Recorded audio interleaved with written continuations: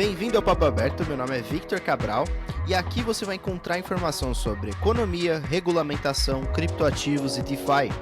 Se você tiver interesse de aumentar seu repertório, conhecer novas tecnologias para o ramo financeiro, você está no lugar certo.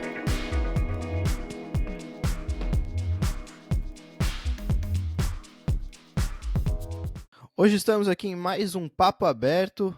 É um tema bem interessante, eu acho que todo mundo sabe que eu sou apaixonado por DAOs, né? Eu entrei nesse mundo de blockchain por meio da DLT 360, mas logo depois eu entrei na Bankless, onde eu fui co-coordenador de conteúdo jurídico ali durante 1 ano e meio, quase, junto com o Evan. E foi uma experiência magnífica, eu conheci muito o mundo de DAOs, e também fiz um trabalho ali que chama Revista de Direito Descentralizado, que a gente fala sobre como você pega uma DAO e coloca ele no mundo jurídico que existe hoje no Brasil, e se isso realmente vale a pena. Né? Então, pensando nisso, eu trouxe um convidado aqui que é especialista em cooperativas e DAOs. Como que uma das principais respostas que a gente encontrou nessas pesquisas que a gente fez na Bankless foi encontrar um modelo ali que se assemelhe a DAO, e ao mesmo tempo tem uma regulamentação jurídica já existente, e a gente encontrou cooperativas. Inclusive o Fernando Lucindo participou ali da Bankless, né? Conversando com a gente, etc., até publicando artigos, se eu não me engano. E, bom, é isso. Então, o nosso convidado hoje, vou deixar as palavras para você aí, se você quiser se apresentar um pouquinho, contar um pouco sua carreira. Então, maravilha. Primeiramente, obrigado pelo convite, Vitor. Para mim é um prazer nós estarmos falando aqui no Papo Aberto aí para a audiência, tratando de tema tão interessante e intrigante, tanto para quem gosta de DAOs, quanto também para quem pensa na evolução do modelo cooperativo. Como você disse aí, a gente teve esse prazer através ali da guilda jurídica da DAOs, da Bankless, apesar de eu não ter dedicado tanto quanto você, mas é importante muitas discussões ali foram abertas, e é isso. Eu, particularmente, né, sobre cooperativas, eu comecei a trabalhar com sociedade de cooperativas, foi uma opção de mercado. Já há 15 anos eu iniciei meu trabalho com cooperativas, especificamente cooperativa no início de transporte, cooperativa de trabalho. Me apaixonei pelo ramo, comecei a me especializar naturalmente, estudando e, e abri para outros ramos também. Cooperativismo tem 7 ramos, tem crédito, saúde, enfim. Em 2020, eu acabei nesses estudos, né, trabalhando também com inovação dentro do meio cooperativo, que é muito específico. Eu acabei me deparando num desses estudos com blockchain. E a partir da tecnologia blockchain, que vai muito além das criptomoedas, o conceito de DAO me chamou a atenção pelas características, pela similaridade com o cooperativismo. E a partir dali, 2020 para cá, eu comecei a me dedicar a esse estudo e fazer alinhando esses conceitos e vendo em que eles podem convergir e, ao mesmo tempo, encontrando alguns desafios, né? E culminou aí com um artigo que eu escrevi recentemente que está só crescendo, porque é algo novo, é algo que, teoricamente, algumas questões se complementam, algumas são possíveis, outras não são, e outras vão necessitar uma releitura. E, pragmaticamente, também, eu acho que é possível você ter uma representação no mundo fenomênico, vamos dizer assim. Você ter uma organização ali on-chain e você dar uns primeiros passos para poder estar organizando ela aqui out of the chain, né? Fora do protocolo. Exato. E, bom, eu vou fazer, já que você já deu o aspecto geral da sua carreira, eu vou fazer uma pergunta que você tratou no seu artigo, que qual é essa convergência que você chegou até a comentar que existe entre cooperativismo e DAOs? É. Primeira coisa, a gente tem que fazer uma diferenciação que eu fiz no artigo, eu acho importante fazer aqui, sobre conceitos. Quando a Uhum. gente fala cooperativismo, a gente está falando de um modelo de organização econômica social que modernamente deu início lá em 1844 com a criação do que se considera a primeira cooperativa. Tem toda uma questão histórica. Existiam outras iniciativas anteriormente de trabalho em cooperação para se estruturar um modelo econômico que funcionasse onde as pessoas participassem em igualdade, onde tivesse um exercício democrático para gerir o funcionamento daquele empreendimento. O cooperativismo, se você pega até a terminologia cooperativismo, o ismo aí, o sufixo, ele quer dizer uma doutrina, um movimento, enfim. É bom a gente separar isso da cooperação, propriamente dita, porque o ato de cooperar é um fenômeno natural da organização humana. Tanto Sim. é que a gente consegue ver alguns modelos de cooperação em outros segmentos. Por exemplo, um consórcio de empresas, as empresas estão cooperando, é um condomínio, as pessoas cooperam para um objetivo comum, né? Outros tipos de organização que existem por aí, até pode-se assim dizer, né, apesar de ter a legislação específica com suas características, a própria empresa. São duas pessoas que cooperam, duas ou três pessoas ali, sócios, para poder gerar lucro, etc. Então, o conceito de cooperação, é bom a gente fazer essa segmentação do cooperativismo. E é nesse ponto, quando a gente pega as características principais das DAOs. Por quê? Vamos tocar num ponto aqui bem prático para a gente não aprofundar. O que se buscava com a DAO inicialmente? É uma descentralização, uma igualdade dos membros.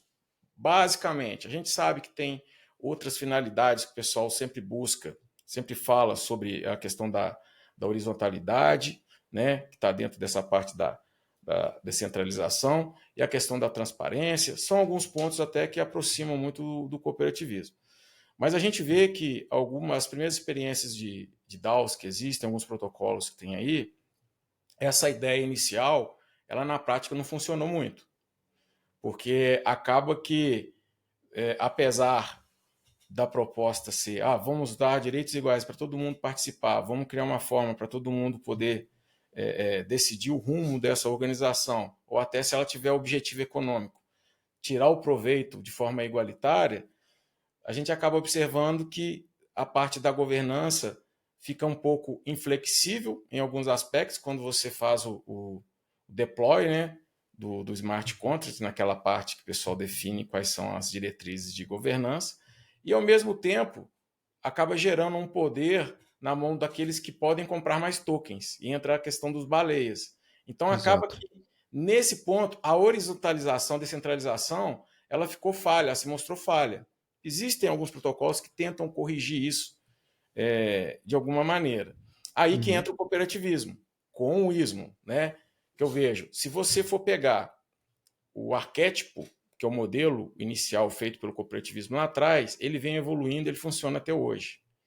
Todas as legislações do mundo, cada país tem uma regra que eles colocam para organizar esse tipo de sociedade, mas ele segue um modelo internacional que é curado por uma instituição internacional que chama Aliança Cooperativa Internacional, que ela coloca lá alguns parâmetros, umas estruturas lógicas, algumas recomendações legais, e no Brasil, especificamente, para a gente trazer o nosso exemplo para cá, nós temos uma legislação que ela traz isso.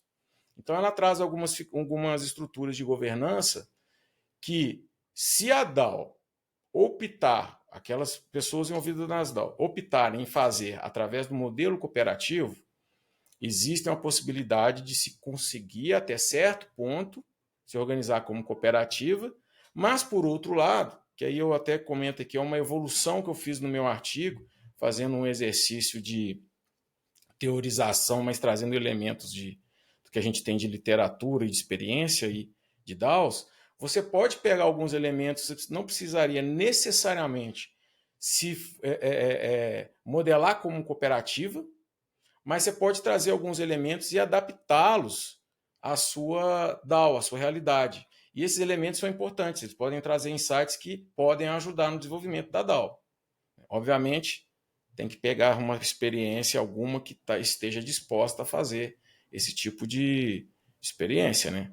Exato. Então, pelo que eu entendi, assim, do artigo e da sua fala também, acho que o principal problema de transformar uma DAO, ou de nascer uma DAO como cooperativa, seria o problema de governança. Eu acho assim, trazendo do aspecto que a gente vê de maiores dores de quem participa de DAO, a falta de, às vezes, de organização, porque nós, como ser humano, a gente precisa do mínimo de coordenação. Então, eu acho que Uhum. a horizontalização completa, que era a proposta inicial das DAOs, ela é um pouco complicada, porque a É, gente vê todo mundo propondo várias situações. É um ponto de vista meu, talvez até com um certo peso de um conceito de que a cooperativa tem alguns elementos de governança que ajuda. Você pode criar uma coordenação temporária através de uhum, alguns órgãos de administração que exerçam mandatos temporários, entendeu? sim. É, Cooperativa. existem algumas DAOs ali que já usam um modelo tripartite, tipo tripartite, né, de poderes e conselhos e etc. Perfeito. É, eu acho que um dos grandes problemas é você identificar como uma pessoa faz parte do conselho, como que você vai votar. Tem isso também de influência dos membros. Eu acho que isso é um ponto principal para mim, pelo menos é a influência de, porque assim, um membro fundador, ele vai ter uma influência maior do que Não, outros, isso é claro, claro, não tem como negar isso, e não é uma crítica, uma análise na realidade, é isso que claro. acontece, né? Bom, agora focando, por exemplo, a gente está em um projeto junto aí, e como que você acha que talvez não seja o certo nascer como uma cooperativa e querer se transformar DAO. Talvez seja o certo seria você tentar fazer comblar os dois ali, né? Os dois vieses num só, mesclar os dois numa só posição. Né? Qual seria o principal ponto que você faz de sugestão, por exemplo, para uma pessoa, para um grupo de pessoas que está querendo criar uma tal, mas ele quer estar regulamentado em forma de cooperativa? Eu acho que o primeiro passo é você definir qual que é bem claro qual que é o objetivo dessa DAO. O objetivo nosso é ser educacional, o objetivo nosso é usar cada um com seu skill aqui, prestar consultoria, etc. Beleza. Se a gente quer se organizar como cooperativa, quer dar uma regularização, inclusive perante órgãos públicos, para ter um documento, né, registrado, etc., mas que reflita aquilo que funciona dentro do ambiente on-chain, você tem que ter esse ponto de partida, porque vão ter várias situações aqui fora que elas vão repercutir no que faremos a partir dali, né? Porque, na verdade, se você oferece o protocolo de confiança para poder exercer, que é a blockchain, para poder exercer aquela atividade ali através de um smart contract, como que isso vai ser feito, e você quer fazer a regulamentação aqui fora, o ponto de partida é esse. Definiu qual que é o objeto, você já parte do estudo. Segundo ponto, beleza, como vai ser a nossa governança? Como que nós vamos nos organizar? E começar a traçar. Pode primeiro começar com um termo de intenções no sentido, qual que seria uma postura interessante? A partir de algumas premissas, você começa a modelar, por exemplo, um estatuto social. Se for, no caso, optar por cooperativa. Porque aí você pega aquele arquétipo que está dentro da lei, que aí vem o papel nosso de jurídico, você advogado também, pega aquele papel e reflete exatamente no que está no estatuto, no que a legislação permite, aquilo que a gente deseja que seja feito como governança dentro da cooperativa. A questão de oportunidades, a questão de quem vai participar mais. Às vezes, igual você fala, tem um nome de uma pessoa que acaba algumas DAOs, ela acaba tendo até a figura da pessoa. Mas quando você vai para dentro do cooperativismo, por exemplo, lá cada pessoa, eles independente, como é uma sociedade simples, uma sociedade de pessoas, não é uma sociedade de capital, que ela tem algumas características e peculiaridades previstas em lei, cada pessoa tem um voto igual, independente do que você tenha de capital internamente dentro da cooperativa. É uma coisa bem específica que a gente tenta explicar num outro momento, mas vou te dar um exemplo. Vamos supor que o tokenomics que você está montando para aquela DAO, você vai ter uma funcionalidade para o token, além da governança. Ou vai fazer um POAP, às vezes faz POAPs para poder fazer vamos fazer uma gamificação aqui para o pessoal que progredir e auxiliar dentro da DAO, exercer determinada atividade, cada POAP ali ela vai ganhando uma certa credencial para ela ter uma facilidade para determinada circunstância. Com relação Acessar a serviços dentro da DAO, alguma coisa assim. exatamente, vai ter preferência para poder oferecer seu serviço, ter alguns benefícios a mais. Por quê? Quanto mais ela trabalha e leva o nome da DAO ou contribui para a comunidade, para aquela organização, com Uhum. certeza é questão de mérito, ela merece ter realmente um retorno melhor. No cooperativismo isso funciona da seguinte forma, quanto mais você produz dentro da cooperativa, mais será seu retorno. Né? Então, por exemplo, só abrindo esse parênteses, vou fechar rapidamente. Uma cooperativa de crédito, o objeto da cooperativa não é o exercício da sua atividade, igual uma cooperativa de trabalho, onde, dependendo do trabalho, você exerce a profissão através da cooperativa. Mas na cooperativa de crédito, você faz lá a sua movimentação financeira, dentro da cooperativa você vira sócio. Quanto mais você movimenta lá, mais sobras, quando tiver no exercício, vem para você como resultado. Entendeu? Da destinação, enfim, tem umas regras. Mas quando você pega aqui na questão da governança, voltando, você pode colocar umas situações que a pessoa, pelo mérito, ela se desenvolve, vai tendo alguns POAPs, etc., mas ela mantém um token dela de governança.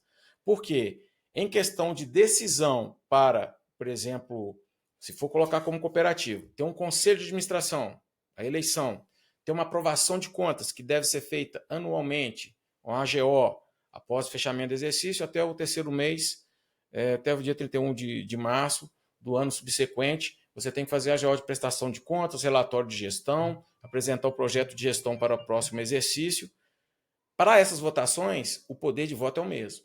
Então, é algo que tem que saber equalizar e saber qual é a finalidade da DAO, porque se isso for possível dentro do objetivo da comunidade que ela quer criar, você pode fazer como cooperativa.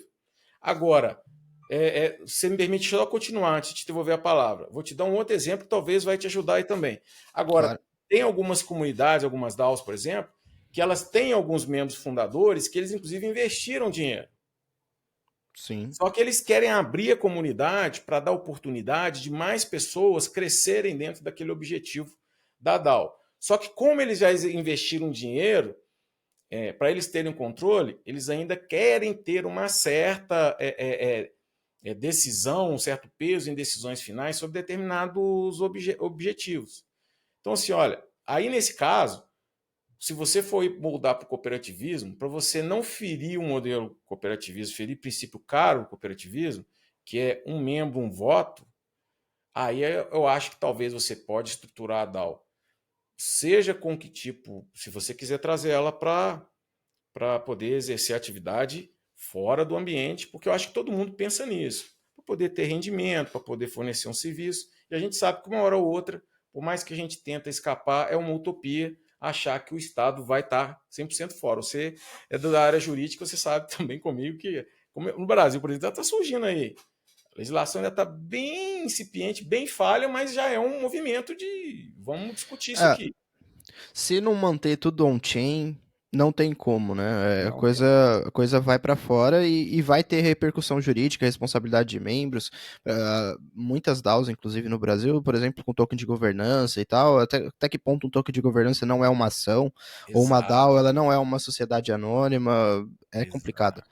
Tem que ter um pensamento ali por dentro jurídico antes de você querer estipular na realidade, usar uma atividade empresarial, alguma coisa assim, né? Então, se você, por exemplo, eu tiro um pouco o caso da Bankless, porque a Bankless ela teve uma transição ali durante um tempo, de realmente no começo ela vendia algum produto, mas depois ela deixou de vender produto para ser uma plataforma de educação e de transformação mesmo, né? O que dentro do aspecto jurídico da coisa ali, ele diminui um pouco a responsabilidade jurídica, porque o token de governança ela não é uma ação, na realidade Sim. acaba sendo uma espécie de crowdfund, se for falar a verdade. Crowdfund, É. exatamente. Então, mas de qualquer jeito, ainda é menos impacto do que a criação de uma atividade empresarial crua, né? De você querer disponibilizar crédito e etc. Então, é Concorda?